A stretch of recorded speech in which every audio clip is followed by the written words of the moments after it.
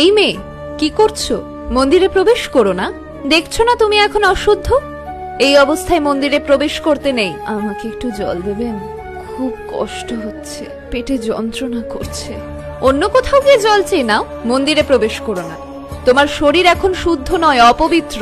এসব কি বলছে? যেই সতীচ্ছেদ হতে সমস্ত বিশ্ব সংসার সৃষ্টি, যেই অঙ্গ প্রত্যেক নারীর গর্ব হওয়া উচিত, যেই ঋতুস্রাব একটি মেয়ের মাতৃত্বের স্বাদ পাওয়াকে চিহ্নিত করে, তা কি করে অপবিত্র অসুচি হতে পারে? তর্ক করো না, মন্দির পরিত্যাগ করো এই মুহূর্তে। তাহলে তো এই মন্দিরে যেই দেবী মায়ের প্রতিষ্ঠান, তিনিও অপবিত্র। সেই মায়েরও তো ঋতুস্রাব হয়, তিনিও কি তার নিজের মন্দির ত্যাগ করবেন? এসব কি বলছো তুমি? বিশ্বাস না হলে আপনি নিজে গিয়ে দেখুন।